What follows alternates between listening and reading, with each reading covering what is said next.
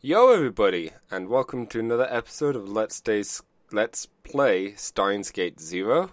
A lot of big reveals that were not that hugely unexpected, but the reasons behind kind of happened, and now we are in Maho's perspective.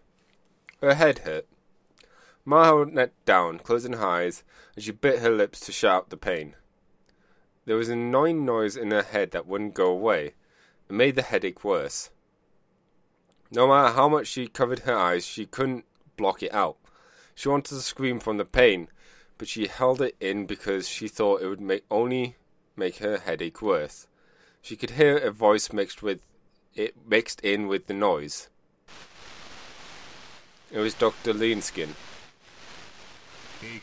Listen, Maho. You need to find out Okabe Lintaro's secret, no matter what it takes. If you can't, I'll have you to kill him. You don't want that, right? You seem to really like Lintaro, don't you? Me and Krisu kept bringing it up. After all, even if you weren't interested in him originally, you can't help but think about him. That's how the human mind works.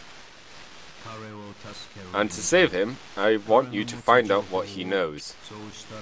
If you do that, I'm willing to bring him to my lab, unconditionally. Maho, tell me everything you learned from him. You can say his future is in your hands. The voice and the noise were extremely unpleasant. She couldn't really understand what the voice was saying. She could hear him speak, but the brain refused to understand the meaning of the words. It didn't matter either way. Maho had done something terrible to Okabe Minato. She sold him out to Dr. Leanskin and Stratford. Stratford. I'm gonna keep calling that Stratford from now on. And I don't mean to, but that's what's going to happen. Stratford. And the fact that she knew it just made her guilt worse. She wanted to disappear from the world altogether. Maho?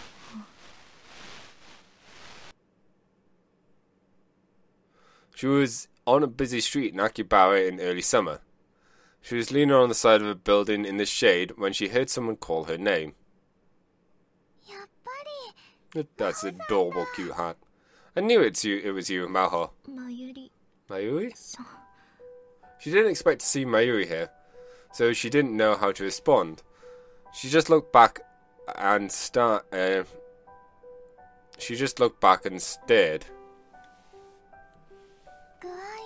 Are you not feeling well? I'm fine. Have you seen Ocarine? Huh? Maho went completely still. Mayuri's innocent question reminds her of her own stupidity and cowardice. Why? Her voice was shaking.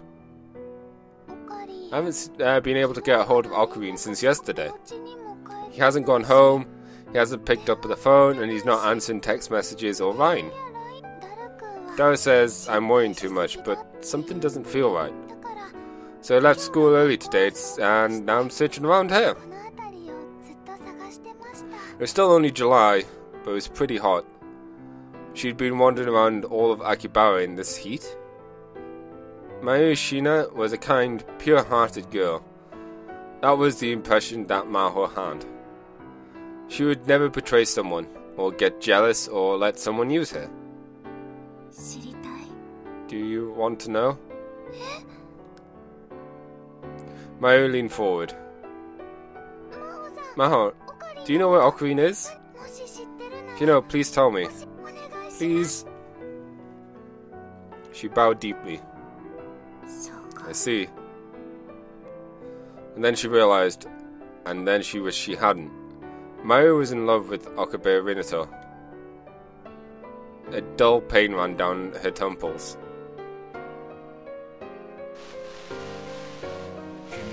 You seem to really like Nintaro, don't you?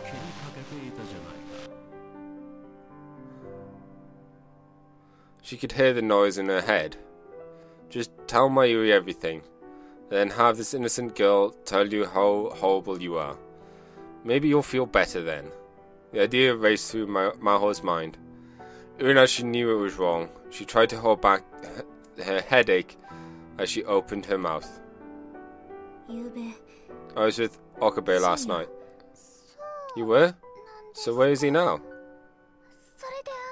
Maho ignored her question.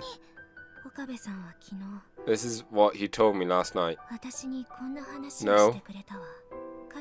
He told me about another world he experienced where you, Mayuri Shira, had died again and again. Don't tell her.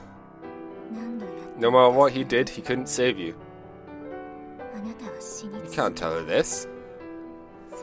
To escape that nightmarish loop, to save you, it was like another person was speaking using Maho's mouth. Okabe sacrificed Krisu. He let her die. That's what he told me.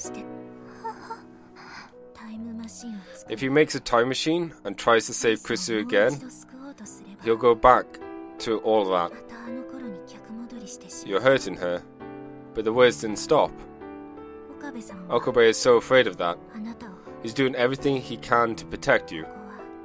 This is the world he chooses after sacrificing many things to protect you.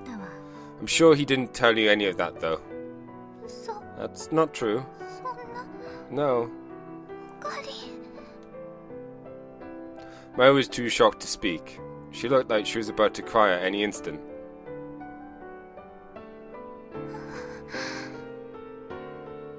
Suddenly, Mayuri turned around and started to walk away with slumped shoulders. Even from behind, Maya could tell that she was having trouble walking straight. The truth was so cruel that confronting it threatened her very identity. That's how it seemed to Maho. Maho was still in a trance. It felt like she was going. It felt like there was a fog covering everything she saw. It was all out of focus, like a mirage. If someone told her it was a dream, she would easily believe it. The same was true of her own mind. She knew she would feel worse about what she'd just told Mayuri, but when she realized she'd hurt her, she felt no emotion. That was probably why she was able to say something so awful. And then the phone in her pocket began to vibrate. She looked and saw it was from Amadeus, from Krisu. She felt a small, thin needle prick her paralyzed heart. She couldn't answer it. How could she? She stared at the LCD screen, unable to move her finger even a centimeter. How could I answer it? She couldn't let Krisu see her like this, but even so, it felt wrong just to stay here. Maya decided to go after Mayuri. By the time she made it to the overpass, Mayuri was already gone. Since she was right in front of the station, there was many other people around, and it wouldn't be impossible. There were many people around, and it would have been impossible to find her. Why did you come up to me? If you hadn't talked to me, you wouldn't have had to suffer. I'm not who I used to be. She looked down over the station from the overpass and whispered to herself. And then she saw someone in a distinctive outfit approach her. She was wearing a black motorcycle suit with a black full-faced helmet despite the heat. She thought it might have been a cosplayer, but instead of trying to take pictures, people nearby were avoiding them. Given a closer look, the person appeared to be a woman. Even Mao could tell that she had incredible proportions. The woman walked under the overpass and vanished from Maho's view. And then she came up the stairs. And then she came towards Maho. Maho quickly looked away like the other pedestrians and tried to run away. Before she could, the woman in the motorcycle suit ran over and Wesley grabbed her hand. There was a pain in her cheek. She was caught off guard and staggered to the ground. At first she didn't know what had happened. She rubbed her aching cheek, and only then did she realize that the woman in the motorcycle suit had slapped her. "You hurt Mammy, didn't you?" She could hear a muffled female voice from within the helmet. "I'll kill you." Her voice was very calm, which only terrified Maho more. "The professor told me about you, but it doesn't matter." Oh, she's involved with the professor? Who are you? Because she was wearing a helmet, Maho couldn't read her facial expressions. Since the visor was lowered, she couldn't even see her eyes. There was no answer to her question. Instead, the woman looked up to the sky as if she'd noticed something. Maho looked up too. For a moment, it seemed like a black shadow crossed the window of a building. She could hear a helicopter. It was close. How long had it been there? She hadn't noticed it at all. And then she felt the air around her change. The pedestrians were all looking towards the station in fear and shock. She could hear people saying things like, "What's that? Are they filming a TV show? Some kind of cosplay event?" Something was going on at the stadium. Mara stood up and looked too. "What's that?" She found herself whispering the same thing as the others. There were two trucks painted a deep military green parked outside the station.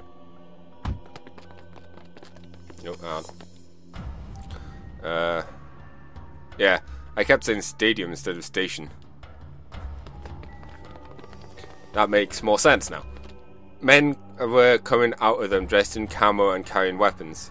At first, she thought it might have been the self-defense force, but the men were Japanese. Hard to believe that what she was seeing was taking place in Japan. The men in camo disappeared into the alleyways as everyone watched them from a safe distance. They were heading towards the radio building. Maho heard from Rintaro yesterday that the time machine was there. Was that Stratfor? Or Russia, or perhaps another country's military? Were they here because Maho had told Dr. Linskin what she learned from Rintaro? As soon as the thought crossed her mind, she was hit with another terrible headache. It was all her fault. Everything was her fault. Until a moment ago, everything seemed to be so hazy, but now she was crushed with overwhelming guilt. If Okabe was right, and the Third World War was going to begin here in Akihabara, it would be because she gave the information that he shared with her to Stratfor. She suddenly realized that the girl who threatened to kill her had run down the stairs towards the station. Mara never did figure out who she was. Then her phone started to vibrate again. It was from Krisu. She wanted to get away from the guilt, and so this time she picked up the phone. Senpai! Maho! Are you okay? What do you mean? What happened to you? Nothing? But you're crying. Only then did she realize her eyes were overflowing with tears. The fog over her mind was now totally gone, and all that left was the guilt, the regret, and the headaches. My head hurts.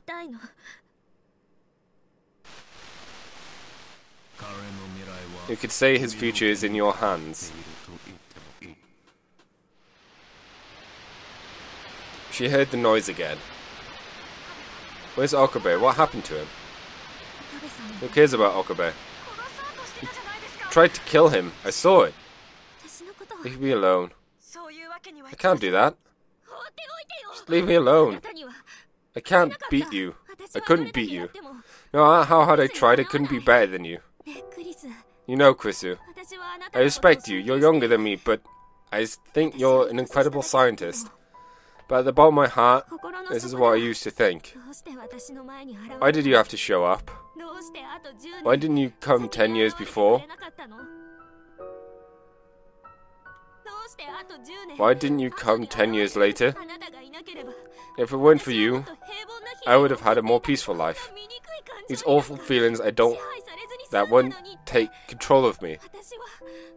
And these awful feelings, there we go. Everything I thought I knew, you destroyed. And even though you're dead, you're still with me. I want to just be sorry that you're gone, but I can't. You're still this wall I can't overcome. And my pride and stubbornness gets in the way. And the man I trusted the most took advantage of that to betray me. And I betrayed a friend who trusted me. I can't even think straight anymore. So leave me alone. Maho. She was getting far too emotional. Normally she'd never behave like this. But she couldn't stop herself. Oh.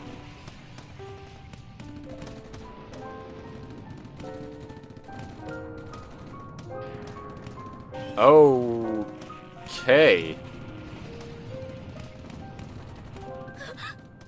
That was a very slow reaction from her, just saying. She heard an explosion in the distance, and people around her started to scream in panic.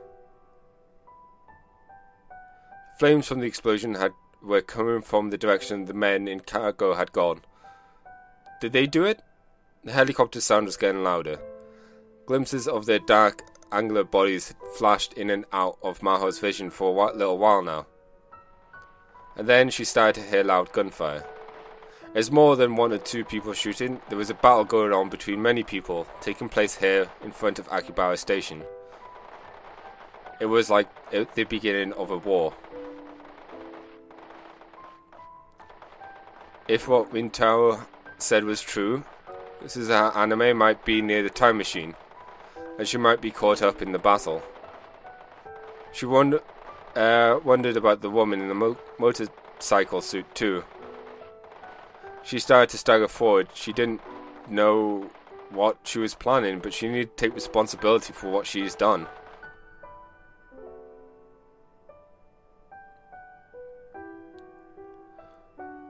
Oh, okay. I'm amazed she's gotten this far. The elevators of the radio building were broken. Ma had no choice but to take the stairs to the roof. But maybe the power had been cut because the lights were off on every building. She could hear sporadic sounds of gunfire from the floors above. Strangely, no one came running past her to escape. There were several shops in the building, and of course, there should have been customers there. But despite the fact that the elevators weren't working, had they all evacuated earlier? Or were they all hiding somewhere waiting for the terror to end? That's what she thought about when she sweated her way up the stairs.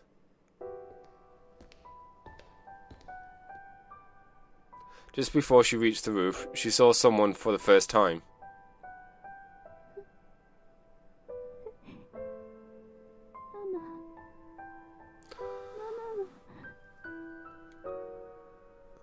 She was sitting on the stairs, cradling her knees. For some reason, the voice was muffled, but it didn't seem to be a woman's voice. She heard some big round... Her head seemed big and round in the darkness. It was a moment before she realized it was the full-faced helmet. That was when she realized it was the woman in the motorcycle suit from before.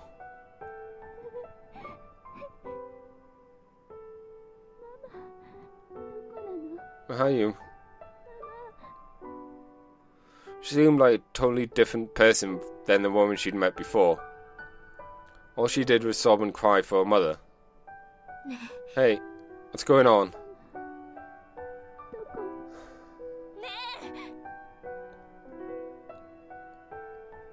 She shouted louder, and only then did the woman realize she was there. But she didn't even stand up. Mommy's gone. The time machine was destroyed. The time machine was destroyed. Who's your mommy? Is it Suzaha Anime? No? It's Mami Mayuri, of course. Maho's blood ran cold when she heard the name Mayuri. Mayuri's here? If that was true, she would have come here after she learned the truth from Maho.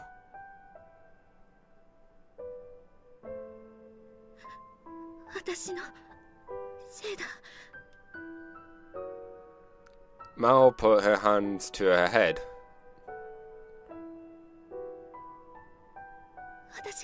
If her hand said that, Mayu wouldn't have.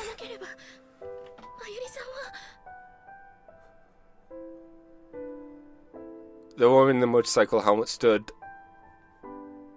up, and approached her menacingly. That's right, you got the information out of Rintaro Okabe, and that's what began all this. Give me back my Mami. The girl grabbed her by the collar and lifted her off the ground. There wasn't anything she could say.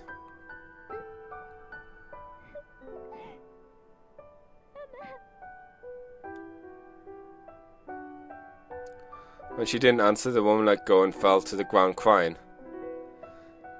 Things would have been so much easier if she just killed me here. Her mind was in such chaos that she couldn't stop herself from thinking it.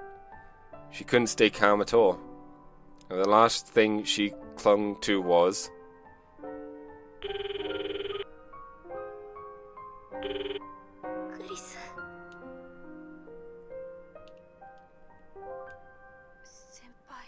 Maho? The AI made from Master Chris's memory data. Maybe she was still thinking about their last discussion, because she seemed upset. She wasn't saying anything, so Maho gave up the last of her pride. Chrisu, what do I do? Too much has happened, and there's nothing I can do on my own anymore. At least, I want to take responsibility for what I've done. But then she realized that she was still being proud, and corrected herself. She asked herself, what do I want to do? I want to save Okabe. I want to save Mayuri. I want to apologize to both of them, so they'll forgive me. And Chrisu, I want to save you too. So help me, please. You're asking me for help? Chris's eyes were wide. That's right. Her pride had kept her from ever asking Chrisu for help before. It was the same with Chrisu too. And knowing Chrisu's personality, if Maho asked for help, she used every bit of brain power she had to give it. Come on, tell me. You can give me some solution, right? That's why they said Master Chrisu was a genius. She was a woman who made the impossible possible. Maho waited for Chrisu's answer. The last hope. The last thing left in Pandora's box. She waited for Chrisu to give her the answer, but it's impossible.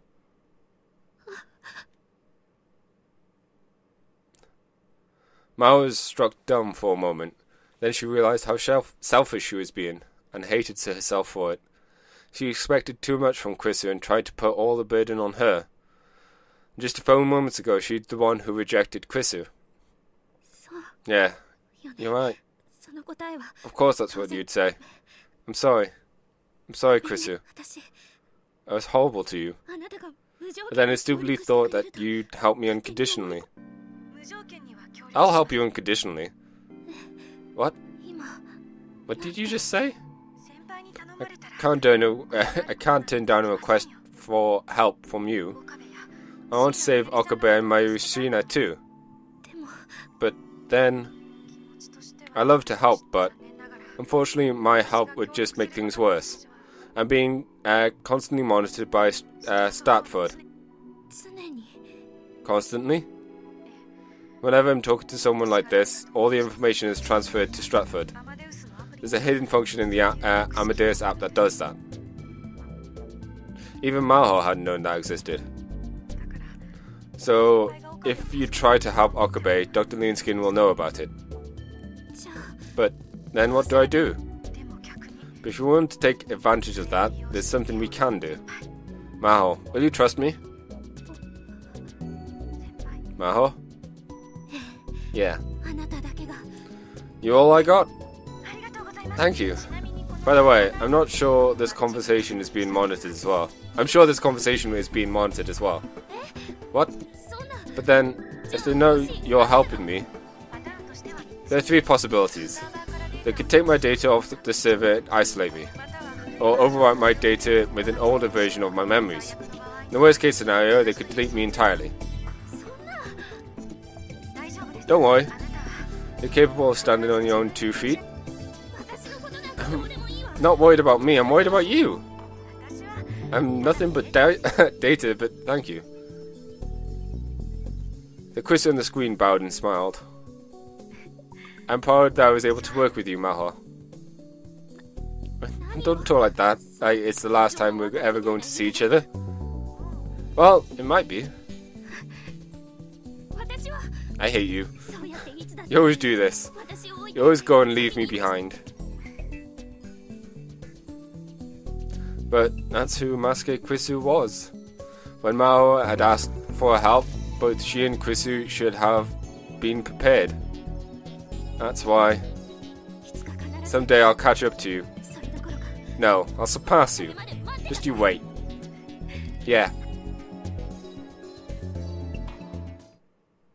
Krisu smiled once more and disappeared from the screen.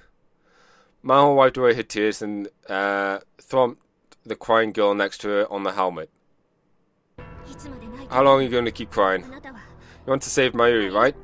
So help me. Help you? First we need to find Okabe. He should be able to show us how to get out of this.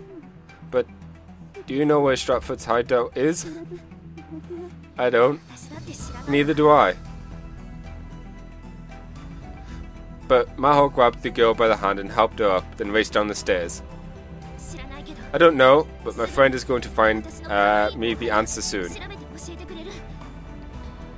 She told me to believe in her. Masuke Krisu won't betray me.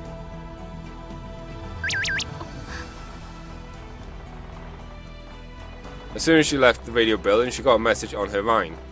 The gunfire was continuing. As she hurried away, she looked down at her phone. I realized, because this is Dao's program, would they know about this? Okabe is at the basement in Tokyo Denkai. I just learned this now. I followed the monitor to find their location. Take care of Okabe for me. Teach that damn pervert of a professor will have two pin toms who watch me all the time. When she read it, she smiled despite everything that was going on. Thank you, Krisu. Thank you. She clutched the phone tightly into her chest. But then she quickly changed gears. She found the Stratford hideout. Tell me where it is. I'll go there and kill everyone inside. Mao shivered at the ice in her words. She felt a bottomless madness coming from the woman in the motorcycle suit. But for now, she had to cooperate with her. There's no way she could save Minato back from Maho or on her own. See if Suzu has still alive first. Team up time, that would be awesome. Just saying. Let's go. She needed to take responsibility for the future she created, to avoid that cruel future. Mao ran through the streets of Akihabara where the war was already beginning.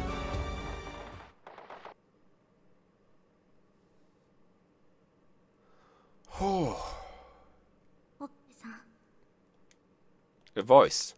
I could hear a voice. Okabe. Someone was calling my name. I slowly woke up and turned towards the voice. Okabe? Mao was standing in the darkness. She had a smile on her face that was somehow lonely and somehow sad. I'm sorry. You're not going to see me again.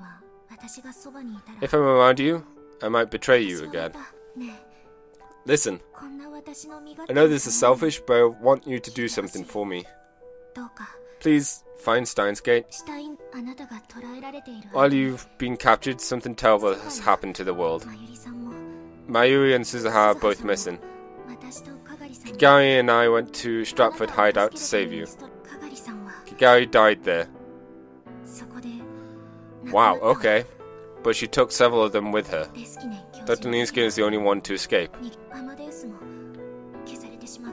Amadeus was deleted too. This is all just too much, isn't it? But now you're our only hope. Please. I know it's horrible just to leave this all to you, but please reach Steins Gate, no matter what. Okay, Okabe? Farewell.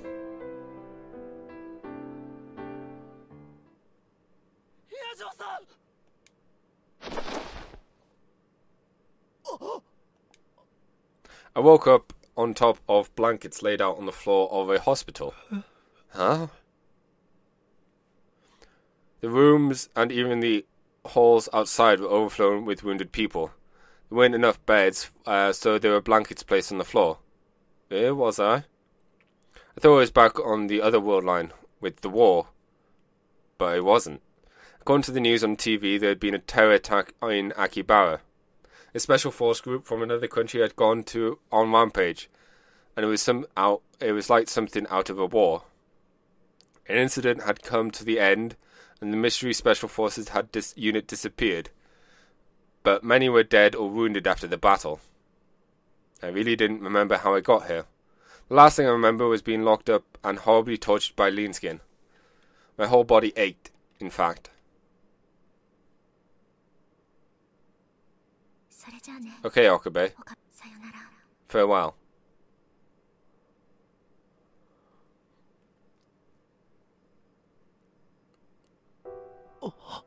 Ah! Then I remembered what Maho had said to me in that dream. Was that real? Maho had saved me? And then she mentioned Kigari? I patted down my pockets to find my phone was still there. I tried to call Mayuri. If that dream was real, Mayuri was missing. But that was impossible. I'd chosen this world line so Mayuri would survive. If nothing else, it was guaranteed that she would make it to 2036. I'm still annoyed by the definition of survived and dying and stuff, but well. She couldn't die today in 2011. Mayuri, answer me. But no matter how many times I called, she didn't pick up. The main reason it bothers me is Ferris's dad. Oh, let me stop the ringing.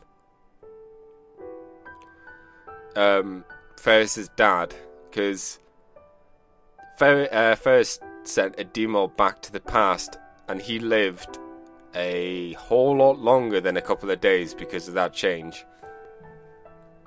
And they were able to give him life, essentially, and then take it away by undoing that change. I mean, of course, you know, they've not really had much time to sit down and figure things out properly. But, you know, let's just move on. I forced myself to stand up and leave the hospital room. I went out to the roof. It seemed I was in the...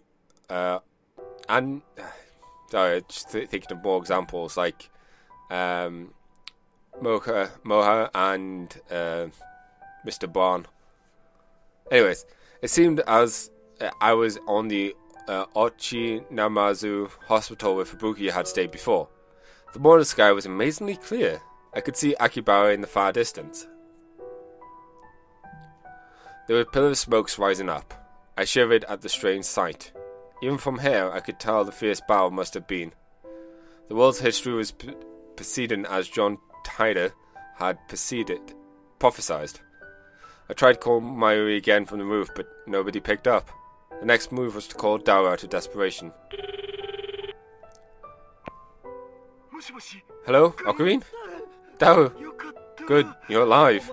You too, I'm glad you're safe. Things were surprisingly quiet by the lab. Where are you now? On the run. I left Akibara. I see. I've gone in touch with both Ferris-tan and Luca. Both of them say they've evacuated. Hey, Ocarine. I can't find Mayushi or Suzuha. And the time machine was completely destroyed yesterday. There's nothing left. Not even a piece of scrap. Things are moving so much faster than Suzuha told us they would. So it wasn't a dream after all. While I was unconscious, she said her goodbye. Hey, Dao. Am I not allowed to live a normal life? I was ready for this to happen. I'm the one who chose a world where the Third World War occurred instead of Steins Gate. But I never thought I'd survive and everyone else would die. This isn't fair. Are the Lords of Gods never going to forgive me, no matter what? Was it that much of a sin to escape the wheel of fate? If it was, then why not just curse me? I'm going to make a time machine. Dao. I don't have a choice. I can't let it end this way. What are you going to do, Ocarine? The smoke was still rising over Akibara. I stared at it in shock. The tears welled up. I fell to the ground. I didn't have the strength to stand up. I couldn't answer Dao's question. No matter how hard I try, no matter how much you work to change things, everything converges back to the way God wants it. You're wasting your time struggling against it, Dao. I'm so tired. I need to sleep a little. There's still a few years before the Third World War really begins. And these 14 years before I die. And there's 14 years before I die. I'll live my life averting my eyes from reality and not wasting my time with a fight that can't be won. That's the only end that's fitting for a person like me. I'm sorry, Maho. I'm sorry, Mayuri. I'm sorry, Krisu. What about Suzuha? Forgive me for giving up here. Ho!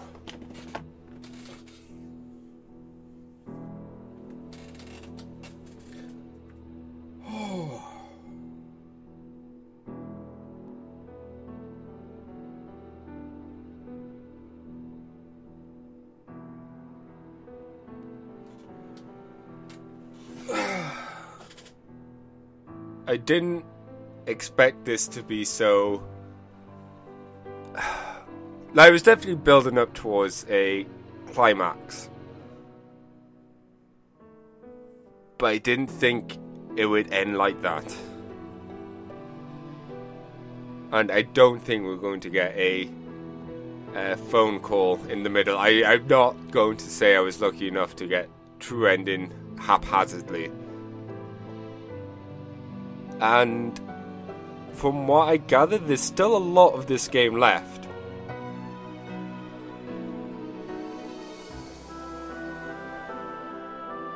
But we did learn a lot.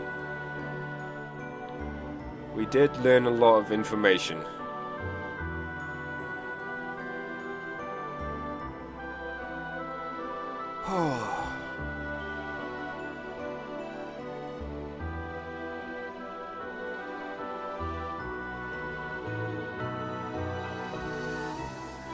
Just trying to think back on the choices I made and which ones could have led to different paths.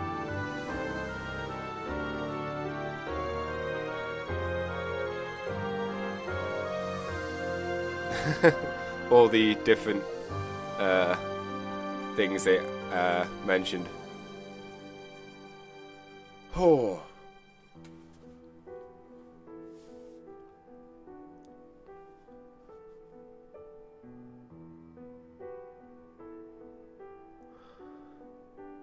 At least I've gotten to an end. And clearly, I've still got a ways to go before we get to the true end.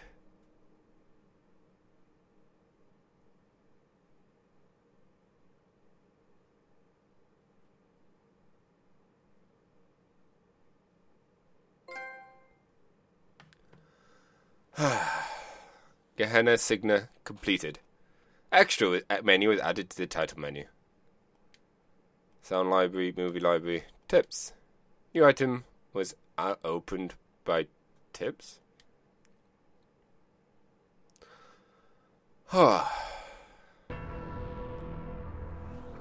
So, thank you all for watching. I'll see you in the next episode. Goodbye for now. Phone wave, name subject to change. Future gadget numbers 8. If microwave, that can be used by remote control by cell phone. By chance, it gained the ability to send emails, messages that can go back to the past. After he arrived in the beta world line, Okabe destroyed it and disposed of the remains. Feature gadget number 7. A large ball with 12 Type 6 broad tube TVs, all with the screens facing outwards. In between the TVs are multiple miniature CMOS cameras. These cameras are pointed directly outward and linked to the TVs directly behind them. The result is what looks like a polygon model of a ball that uses optical camouflage technology. At present, it's the best thing the Future Gadget Lab has created, but it's so big and it's a hassle to keep around. The name comes from the popular SF anime, movie and manga featured known as Ghost in the Bell.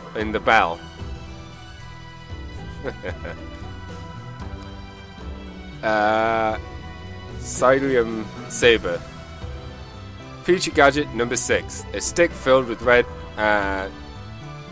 chemical psyllium, with a handle added to allow it to be used as a sword. We're revolutionized the industry by creating a glowing fake blood, an idea no one ever had before. The Future Gadget Lab can do more than just work with hardware. We're also chemists too. The name comes from the famous Hollywood movie Spark Wars. Mode Snake. Feature gadget number 4. A super intense humidifier that consists of countless heating coils and warm water to create an incredible amount of steam. While it only lasts a few seconds, it can humidify a room in an instant. This is intended for rooms around 10 meters square in size. The design is shaped like a claymore mine. It's perfect for military otaku. Their name comes from the stealth action game Metal Mode Solid Rising. Wasn't that something Metal Mo? Could this be Aura Aura? A lie detector that works by sensing the sweat on your thumb. It would perhaps be better called a sweat detector. But still, you have to admit that this is just an incredible invention. Its name comes from the cult anime manga Juju's Weird Adventure. Feature gadget number 2. A bamboo helicopter equipped with a CCD camera. The CCD camera is loaded inside the support pillar of the bamboo copter, allowing for unpowered aerial photography. However, since the camera spins at an incredible rate, watching the footage may make you sick. The naming comes from the anime Tutu Imon. Bit Particle Cannon. Feature gadget number 1. The first glorious invention of the Future Gadget Lab. It consists of a TV remote jammed inside a toy ray gun. If you pull the trigger of the gun, you can change the channel of the TV as if you were shooting it. However, the only button that works is the channel button. The others, such as volume control, don't work at all. The TV must be manually powered on and off. The name comes from from one of Japan's most favorite giant robot animes, Robot Blade Gunbam.